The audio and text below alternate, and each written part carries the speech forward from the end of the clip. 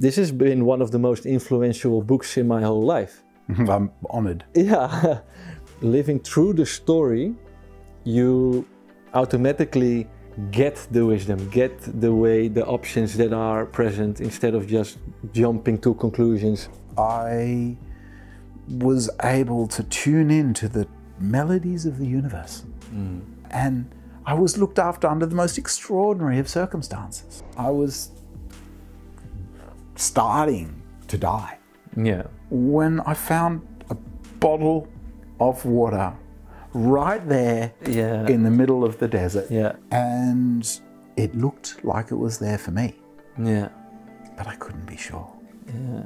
And I certainly wasn't going to take life away from anybody else. We make demands of ourselves, and society makes demands of us, but sometimes the cosmos itself makes demands of us.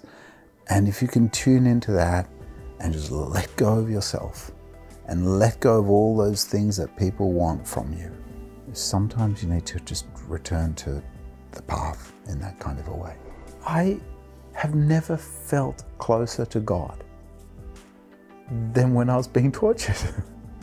You know, it wasn't horrible. It was ecstatic, because what they can do to you physically, it just concentrates what you have in your soul.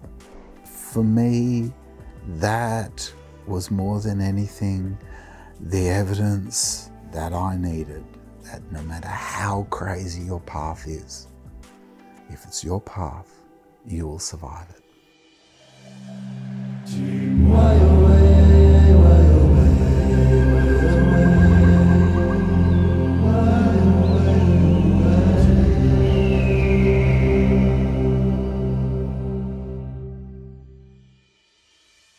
Welkom beste mensen bij weer een nieuwe aflevering van de Tijdboek LuMens podcast. Vandaag een hele bijzondere aflevering. Er is namelijk een sjamanistische hoogleraar uit Australië naar Nederland gevlogen om met ons zijn boek te lanceren, Het ontrafelen van magie.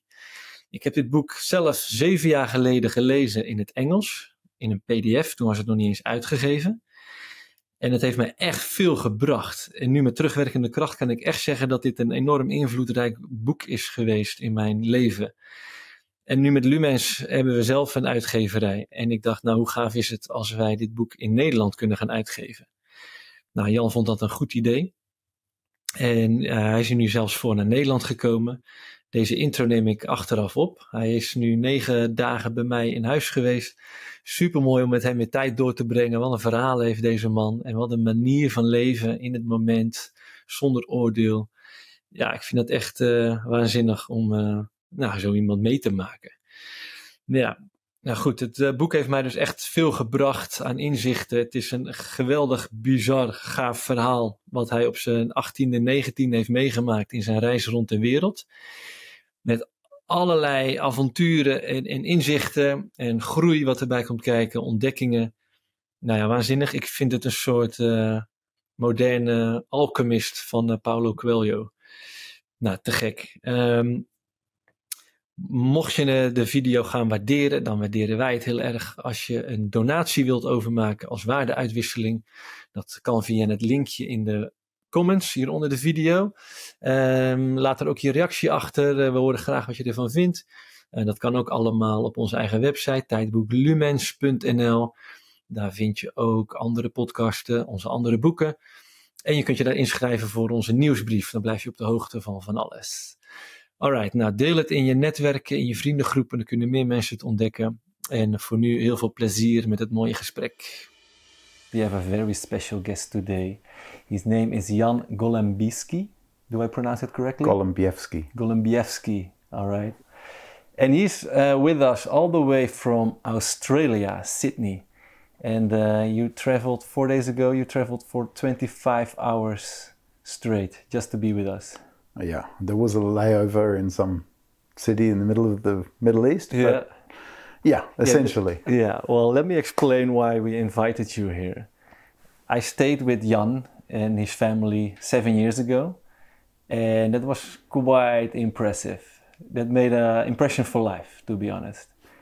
Yeah, The way you live together, it felt super normal, but very rare at the same time. Like, why is not everybody living like this? And I was just there for my own business and setting things up there. And I just bumped into you guys, and it made an impression for life. Like, if you see how things can go, then you will never forget it. And after my stay with you, it was for a month, you sent me your book, which wasn't even published yet. And that is the book what we're going to talk about today. Magic, it's called in English. Yeah, this was the first edition in English. And then that's the Dutch one. Yeah, we've changed the title a little, The Unraveling of Magic in English.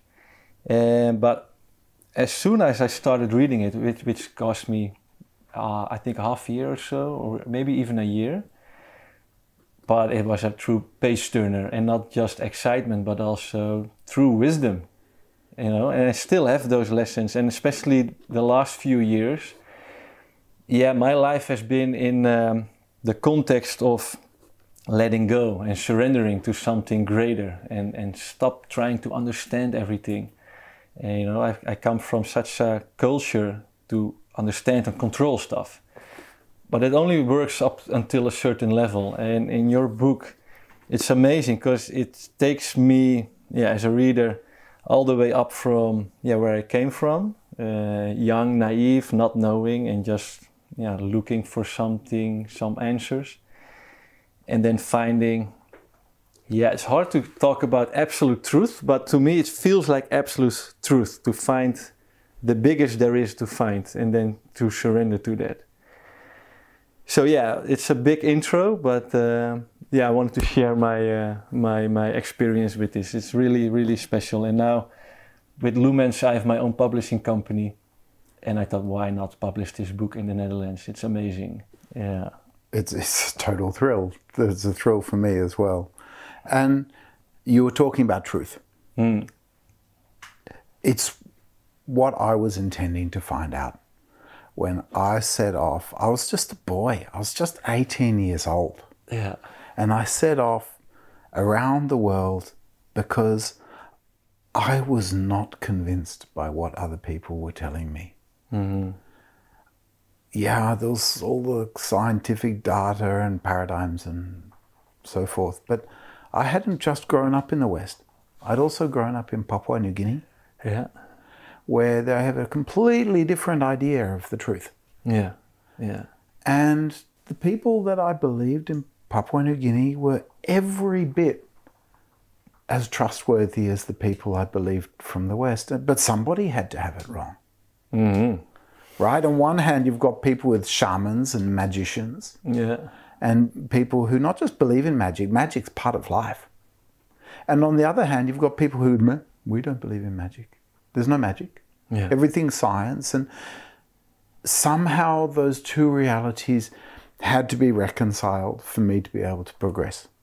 Yeah. And you were about 12, 13 and until you left the tribe. I was 13 when I left, New Guinea. When we went back to Australia. Yeah. So you've experienced it quite conscious. Oh yeah, quite consciously. I was the son of an anthropologist, which meant that we lived in the village. Yeah. I wasn't a missionary. Our role in the village was to be with the village, live as people in the village as much as it's possible to be. Yeah, that makes quite a difference. You know, if you're a missionary, you try to bring your own culture towards those people, but now you want to submerge yourself in it. So you've really experienced it. And you try and leave your own culture at the door as much as you possibly can. Yeah. I think it's quite a unique position you've been in, being a Westerner officially. I wouldn't say unique. Most anthropologists and children of anthropologists will know it. Yeah. But it's unusual still. Yeah. And then the contrast of going to Australia. It was really hard. Yeah. So in my life, I've had a few very hard moments. There was the time when my father died. That was very hard. What age did you have? 9. 9 years old. My mother remarried an anthropologist. Mm-hmm. Then we went to New Guinea. leaving New Guinea, not arriving in New Guinea, not leaving Australia, leaving New Guinea was one of the hardest times in my life. And then once I returned after this journey, was the last really hard time in my life. So the other thing that you mentioned was living with me. I live by some very solid personal values that are so important to me. They're so much more important than anything from the outside. That inner gold mine that I have is so much more important than anything I can find on the outside. And it's described in the book. You haven't really lived that way all your life, because in the book it's like a journey. In Absolutely. I left Australia as this arrogant young man, so much like so many others. I was taking drugs. I was normal. You were a symptom of your culture. Absolutely. Well, at least one of my cultures. The most recent one for me. And I was like, I just wanted to have sex with girls, lots of it. I didn't really care for them. It wasn't about connection. It was about me. I wanted to find out about magic. But I didn't necessarily want to find out about a kind of connected truth. I just wanted to find out about magic, but I was open-minded to whatever that was. And so that open-mindedness allowed me to really find out what magic was. And I really discovered that it was about connectedness. It was about relationality. It was about being intensely true. And that was also the reason for me to contact you again about this book, because I read it 7 years ago, and it was so much recognition for where I was at back then, you know, with the girls and the drugs and the drinking and all these things. There's nothing wrong with any of that, by the way. I have no judgment. No, but it's good to confirm or to be aware of where you are and what is happening. And the book really made me realize where I am at.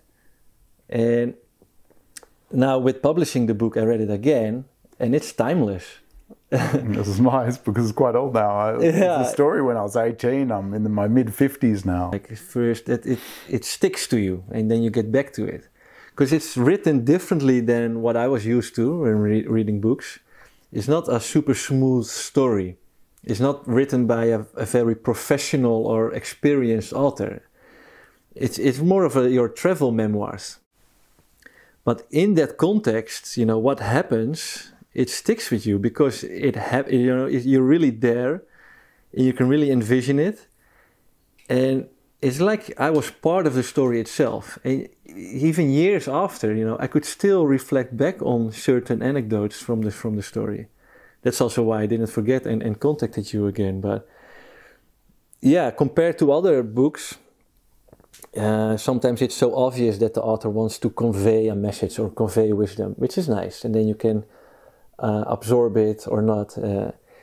But this is different. This is not on top of it that he wants to convince you of something, that you want to convince the reader. It's just so much wisdom on the side to be picked up, or if you want or not. But living through the story, you automatically get the wisdom, get the options that are present, instead of just jumping to conclusions or going straight forward for the obvious choice that's at hand. Yeah, and it's surprising. Like, I don't want to praise it like too much, like this is one big sales pitch, but this has been one of the most influential books in my whole life. I'm honored. Yeah. But I do also want to be honest, like I've compared it to The Alchemist from Paulo Coelho on our website, which is differently written. That is a smooth story. And this is a more more bumpy, I think. But yeah, I'm not afraid to put it into that category. Yeah. Well, you're not the first. Yeah. It's been compared to a lot of those, I don't know, canonical New Age books, including The Alchemist. It's often compared to Carlos Castaneda as well. I don't know him. You should read Carlos Castaneda. Right. So a couple of those classic New Age books it's compared to. But I think that what you were pointing at earlier is that the story I tell is the genuine story, the true story, and I tell it warts and all. Yeah. Right? I was an 18-year-old boy with these 18-year-old desires and these 18-year-old ideas, and I told the story absolutely honestly with all my mistakes. And some of the things that I write about in the book are frankly embarrassing. Yeah, it's rough. Yeah, you're very honest. Yeah, but that also makes it so much easy to connect with for me, being a man in a similar culture. Yeah, if I didn't tell it that way, then I would be putting myself on some sort of stupid pedestal. Mm-hmm. I would be separating myself from my readers. I wouldn't actually be telling the truth.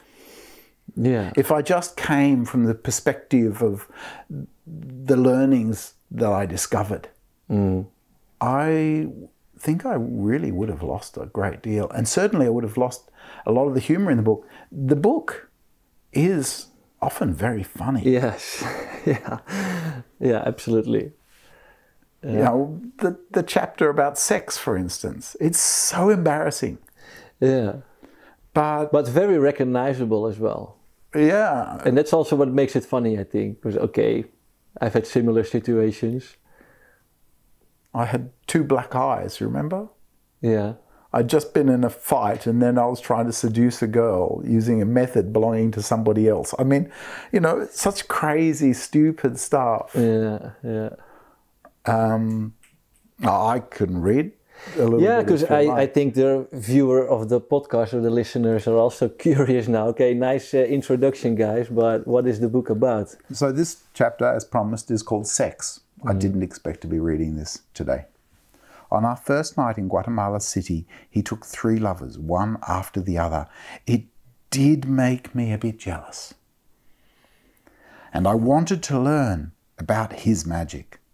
Okay, Christian, I finally blurted. How the fuck do you do it? So he sat me down on the edge of his bed. I half expected him to take off his clothes, and told me that a girl must feel like she would, if given the opportunity, slip into your bed before you even give her the eye. They need a reason. They need to decide to sleep with you sometime before you ever make a move. I felt like he was giving me a lesson on training circus ponies, but because he was so spectacularly successful, I listened. The session ended with him helping me to choose a girl in the pension and work on a strategy that would work for me and still be effective on her. Every girl is different, but each has a weakness. Take Amanda, for instance, Christian counseled. Amanda was, to the best of my knowledge, still showering in Christian's bedroom. Now, I've noticed that Amanda is the nurturing type. You have to make her want to nurture you. She'll want to help you. If possible, she'll want to change your life for you. He stopped and thought for a moment. Tell her you're a virgin. Yeah, tell her that. But not outright. Make her cajole you into admitting it. And don't let it be easy. Give her time. Give her a couple of hours. But Christian, I'm not a virgin. And you were just fucking Amanda's brains out only minutes ago. Don't worry, she'll be ready to go again. And of course you're not a virgin, but who cares? Just tell her you're a virgin and then fuck her like a gigolo. And to be frank, you need a nurturer. No one else will go for a guy who looks like he's been hit by a bus.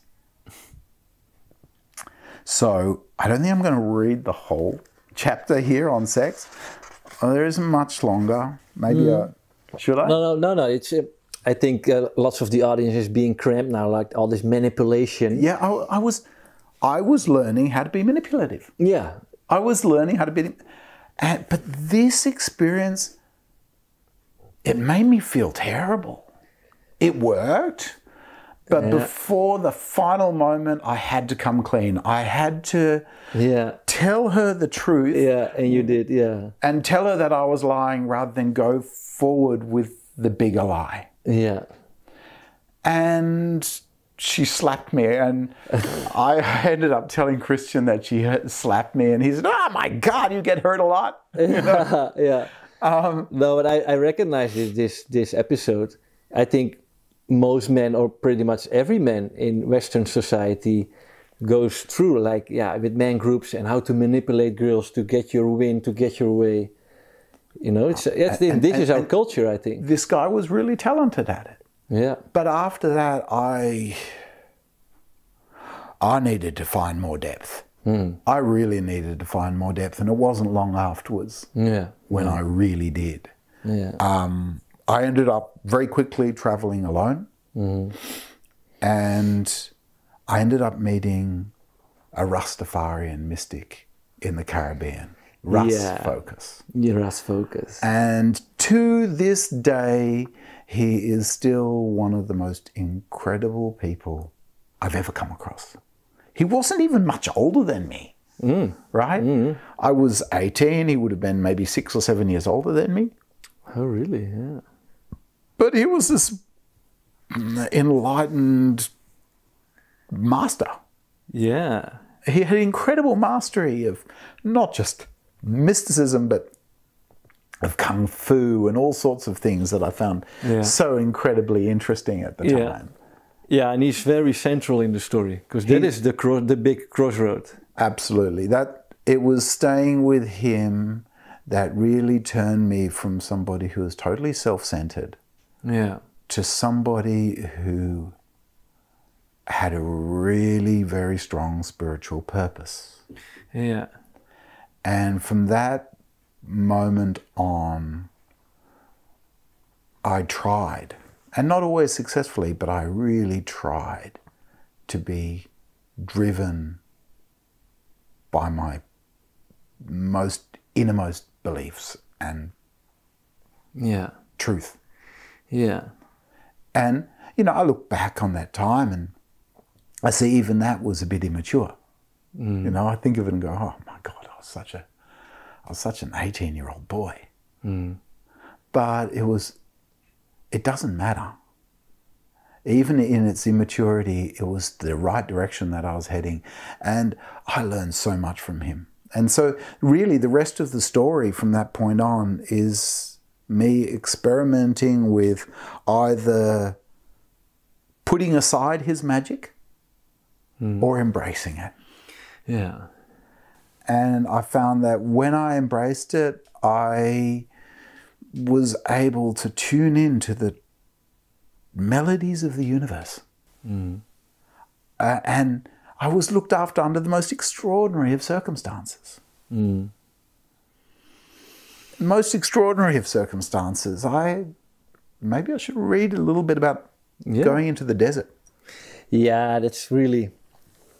Yeah, we also don't want to give too many spoilers, but this is right at the beginning of the book, and so if you're picking up the book, this is more or less where you start. Yeah, no, I like the episode that you just read, because it gives also me the cramp of the old world, the old culture we have, and that's also what we're doing with this podcast, you know, to find a new way.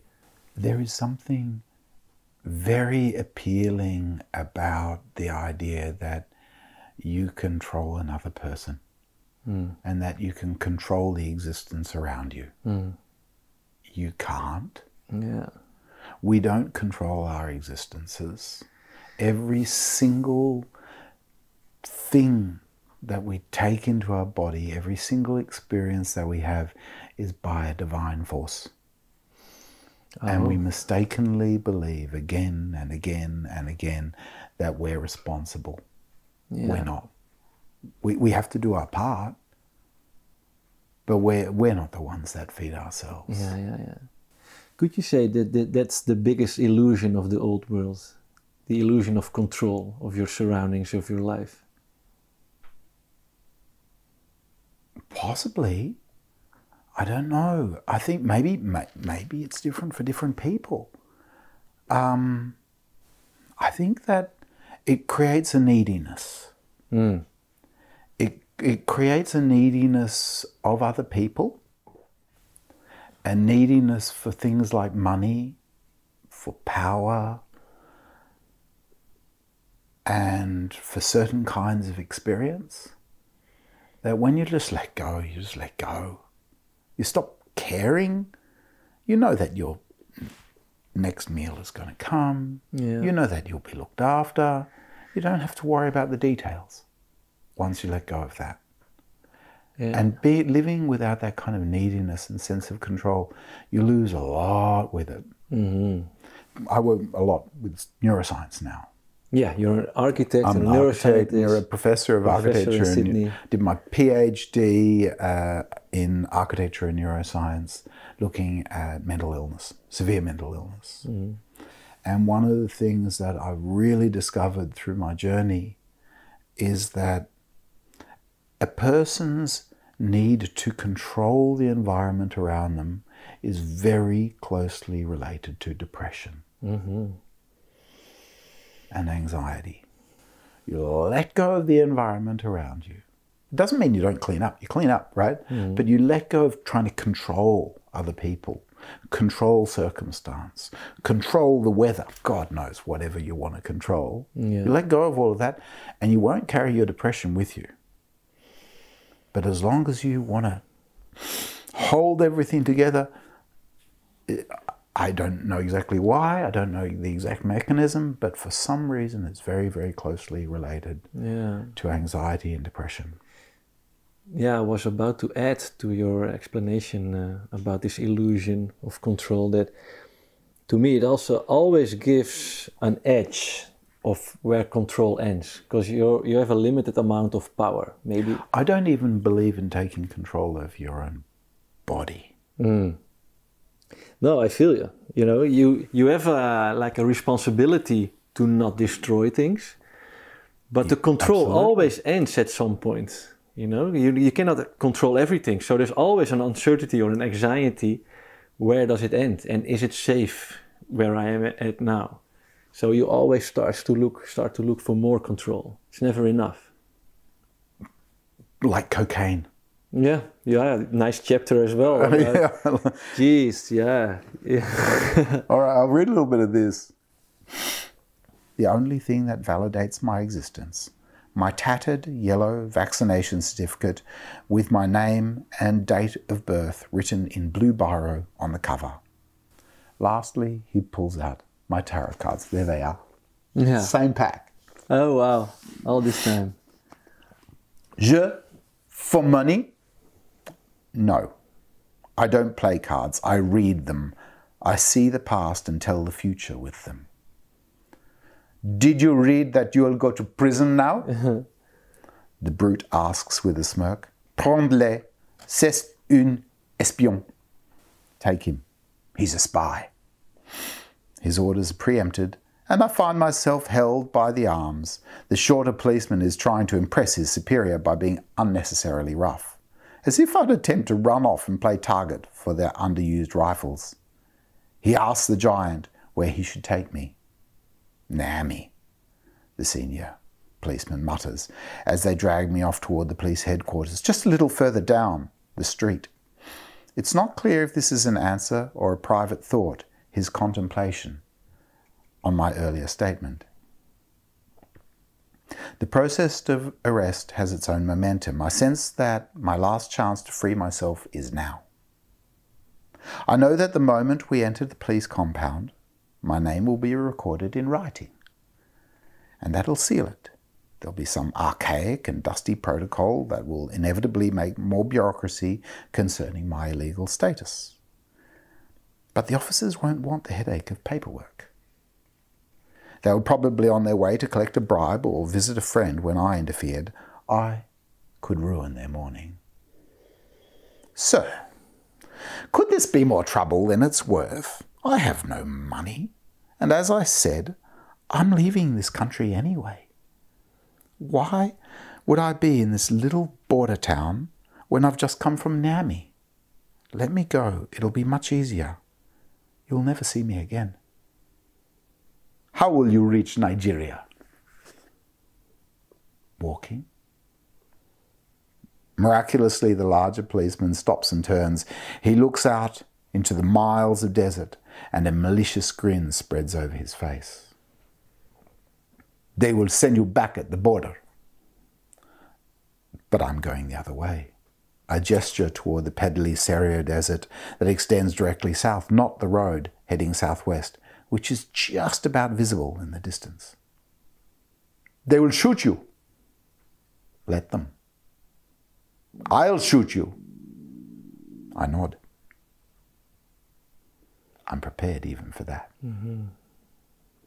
With no authority handy to referee this unusual case, something must be decided. The big officer thinks. There must be an easy solution about what the hell to do with me. The subordinate officer just holds on tight and listens for orders. Meanwhile, my suggestion lingers, tickling some innate sense of cruelty. Yeah, no, these anecdotes, I feel your energy and I see you put into practice all the things you've learned on your trip before that, like from Ras Focus and your other situations. That day, I think I came that close to death at least 100 times. Yeah. It was like when you throw a stone on a creek and it skims like and starts skimming like this. Mm-hmm. That's what my relationship with death was over those next few days. Yeah, and I felt it as a reader. I felt like, oh, this would trigger my survival mechanisms. But you kept your calm. You kept connected with something greater than just your own instincts, which made you survive.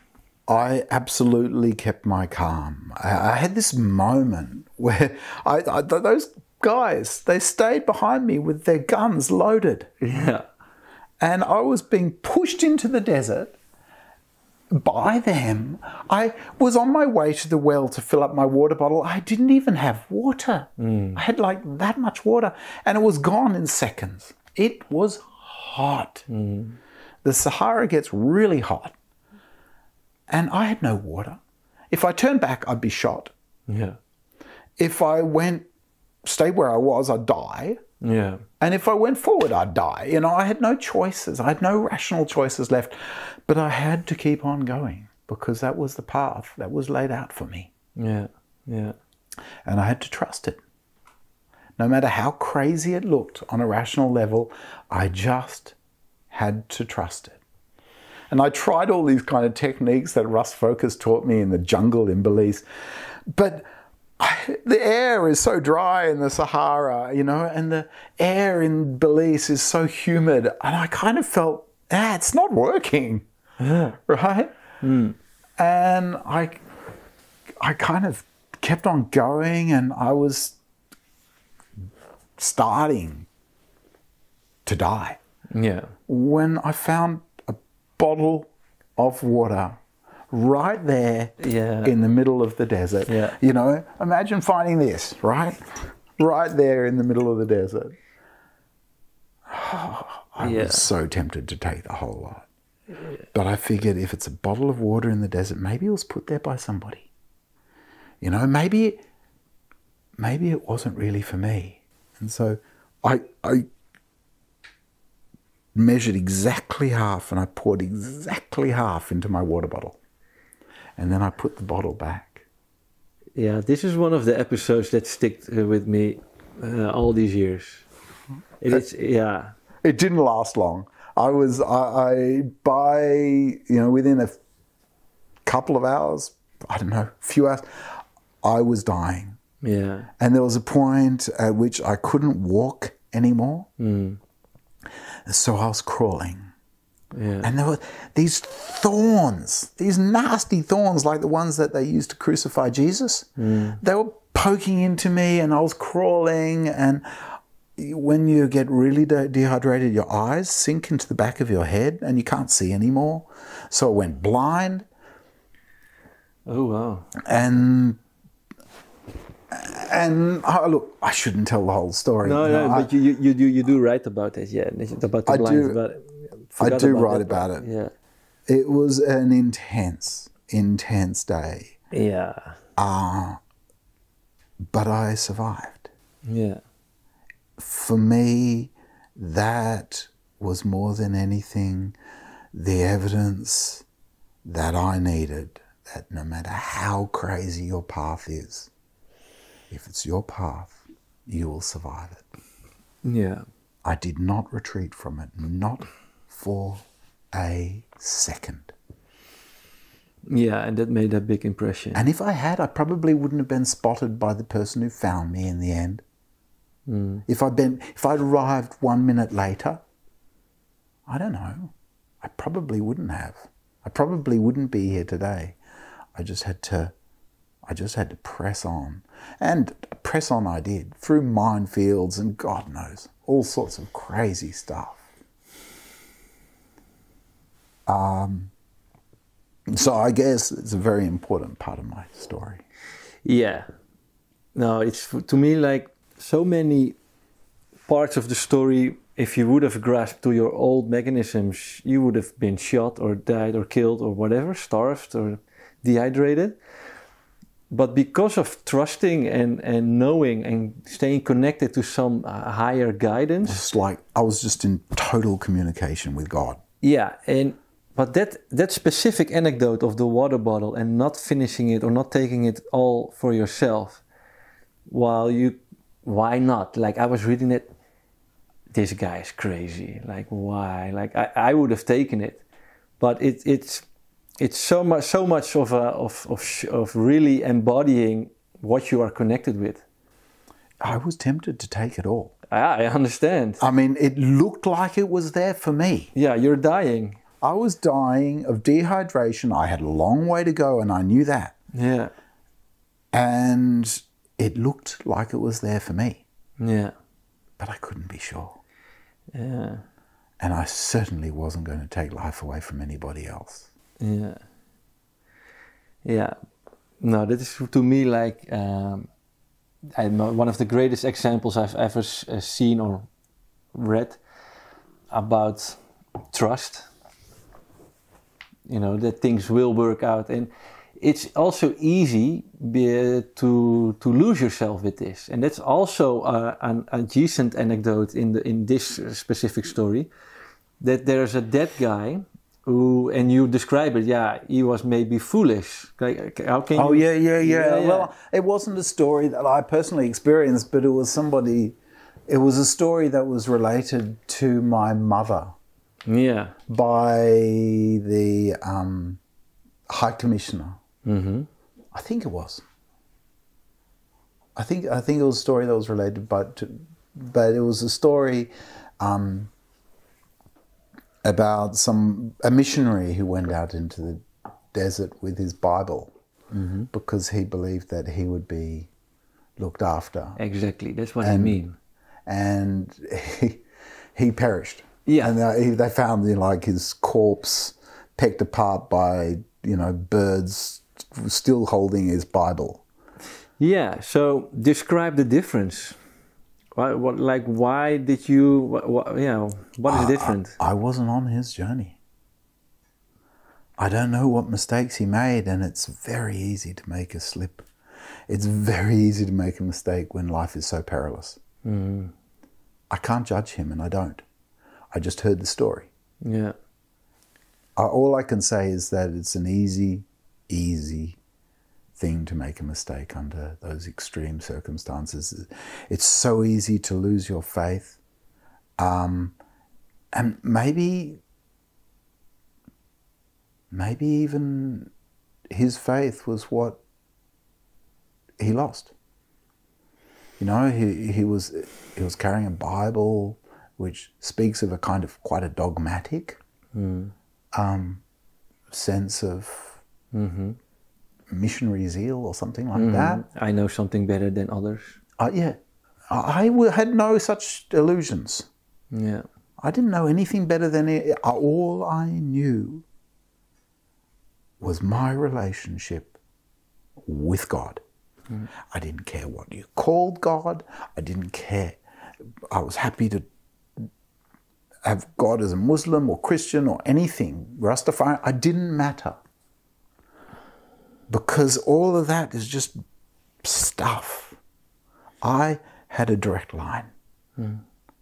I was literally in communication, constant communication by then. I was asking, speaking, communicating with God. It was intense, but I didn't lose that communication. And there are so many lures in the desert to take you off track.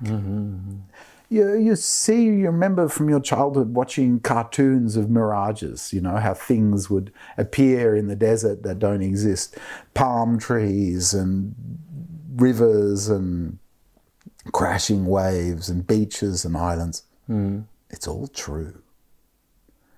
When you're in the desert, there are these mirages, and they do look like water. And they do look like palm trees. They look like these oases. And they're always just over there. And the temptation, even if you know they're mirages, the temptation to follow them is huge. And they've been known about forever in the desert. The Arabs say that they're created by genies in order to lead humans astray.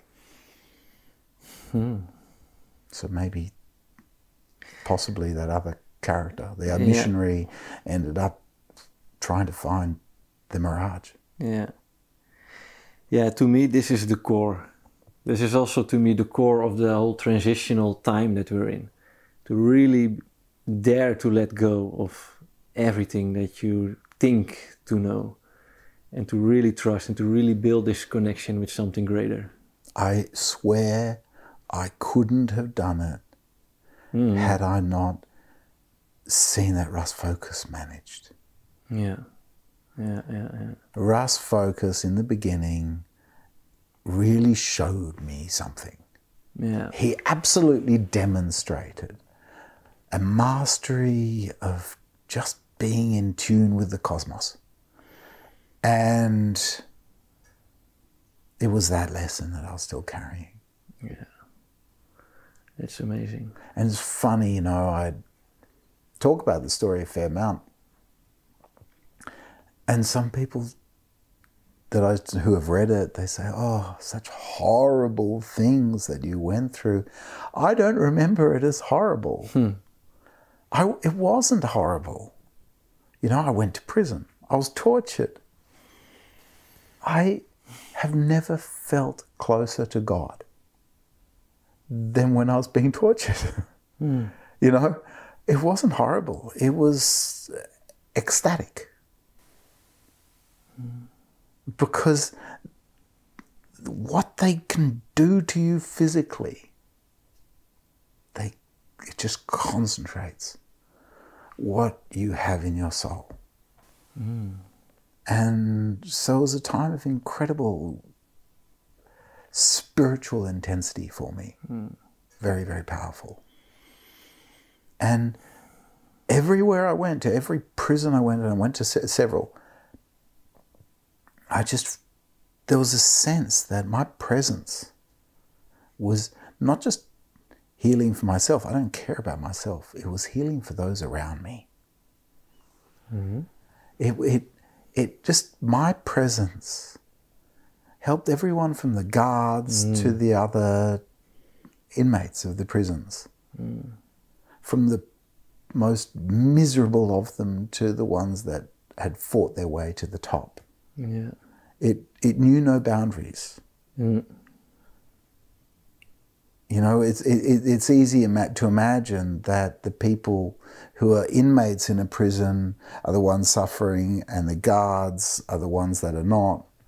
No. In a prison, everybody suffers. That's the way prisons work. Everyone just suffers. They're quite horrible places. And then you walk in there with a totally different energy. No way. I'm not suffering here. I'm not suffering here. I'm here because I chose to be here. This is the path I walked. I am walking my path. And I had this very strong sense And I remember very clearly that when I was going through these incredible experiences and journeys, it was like I was reading a book. And I just was going, oh, it's a very good story. I wonder what's going to happen next. Except I was the protagonist in my own book. Yeah, yeah. Yeah, crazy. And I tried, when I was crafting the book, I tried to give a sense to the reader that they take the voice of the protagonist. And these things that are happening to them are kind of compelling in the same way that they want to flick the next page. Yeah. Yeah. Because it's very recognizable and you're really in the story, but then again, I would have done things differently, I think. Well, you're a different person too, to be really honest. Yeah, and different experiences. You know, didn't have the training or the experience with a Rastafari called Ras Focus and all that, and you were submerged in doing this. Funny thing is that I had a friend who I met at the King's, which is in the book. I don't mention him much in the book, but he went to Ras Focus. He went to the Caribbean and hunted down Ras Focus and found Ras Focus after meeting me. Yeah. And he and Ras Focus really didn't get along. Yeah. Right? They had a really mutually antagonistic relationship and it really didn't work. Well, I can imagine, because you have to surrender to someone else's wisdom. And you were, reading the story, I think you were broken a little because you went on your travels a bit, maybe arrogant, and you think you know things. But then you experience, that you don't know everything and that you do need outside advice. And I think at the point where you meet Ras Focus, you're really like, okay, I'm open. Show me, tell me. All I've figured out is that I don't know the answers. Yeah, yeah. That's what I'd figured out by then, is that I don't know the answers, and I just had to accept that he did. I saw the evidence. That was enough. Yeah. Yeah, it's amazing. And because I'm reflecting it now also on my life, because he rippled into your life. And now into yours. Yeah, because I felt the vibe, and it's still so central. And now here we are. You flew all the way to the Netherlands to talk about your book and your insights. I've really enjoyed talking with you all these days that you've been staying with me already. And we have a few more days to go. But I think it's good to wrap it up now, the podcast, because we want to try to have it in 1 hour. It's in English. And it's about a book that's, life-changing to a lot of people. And especially men, right? I personally think so. But it can be life-changing for anyone. But it's a little unusual in that it does take a young man's perspective. And I've spoken to a lot of people who have read it, and a lot of young men who otherwise wouldn't read love this book. Yeah, that's also because it touches something very deeply inside them. Yeah. And it's an adventure story. Yeah. Yeah, for me, the reason to publish it, it's so timeless, and it's still, again, so many reminders for me. And I think, I've progressed so much in those past 7 years. I didn't expect it to touch me again so deeply, but again, wow. And my thoughts also go back to you wrote the story after you got back, like the first few years. I started writing it immediately. Yeah, but it's only published in 2018. Yeah. Yeah, and to me, that's also like a sign, it's now time for stories like this to really start trusting and to really surrender to something bigger. That's for me, at least, the reason to publish it here. Sometimes, we need to let go of our egos and live the story that is demanded of us. I'm going through that at the moment. It's something that's really important to me, to remember that, I'm so invested in my career and God knows what. Yeah. And I think if you don't follow, what happens to you? Why do you use the word demanding? So we make demands of ourselves, and society makes demands of us, but sometimes the cosmos itself makes demands of us. And if you can tune into that and just let go of yourself and let go of all those things that people want from you, sometimes you need to just return to the path in that kind of a way. Yeah, I feel that. And you're free to choose, but... You're free to choose what's best, which is always one choice. Exactly. Mm-hmm. That's also where the word demanding resonates with me, because any other way is just not the way you want to go. It might feel comfortable or tempting, but in the end, it's only one true guidance inside. Got to follow it. Yeah. I've become very good at tuning into it. I've developed this kind of ability where I can project into the future, and I kind of, it's going to sound very weird, I kind of touch my soul. Mm-hmm. And I feel the vibration, and if it feels right, I know that that's the path I have to take.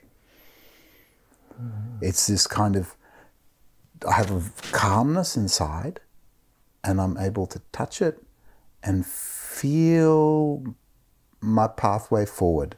I don't necessarily know what's going to happen. In fact, I don't know no one knows what's going to happen, but I know the pathway is right. Mm-hmm. I know that it's safe. I know that it's correct. I know that I'll be supported.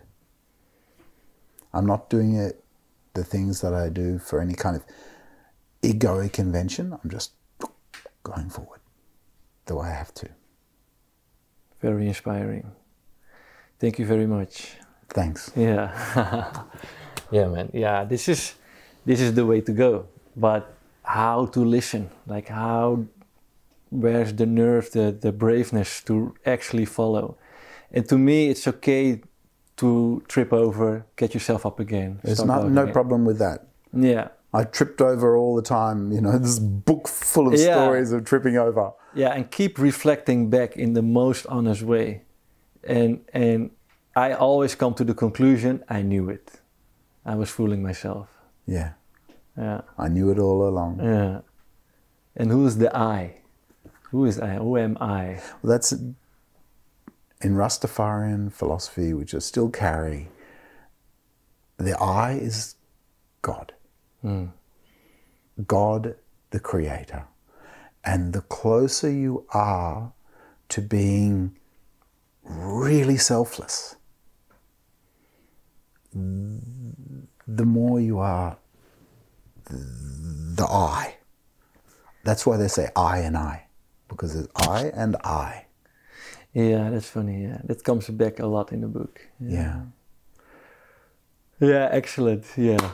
I hope you have enjoyed this episode, different than other times, but I hope you've bared with us in all the stories in the English.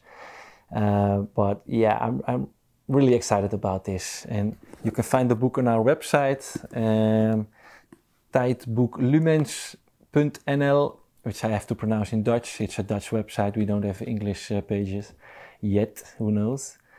And you can enlist to our newsletter, which has good stuff to share about new events, new insights, and it's also going to be in the bookshops, right? It's also going to be in the bookshops. Mm-hmm. Yeah. All right, and share this video with your own networks and with men and younger men specifically. Look, it's for women too. It's in there, absolutely. But women find this kind of spiritual stuff much closer to be their second nature, to be really fair. Yeah, that's also something I had to develop in myself, absolutely. Yeah, or had to develop, like I worked on it, but it developed itself. Like when you grow, you don't make an effort to grow, like in the size you want. No, it happens. It happens, yeah. All right, see you next time. Bye-bye.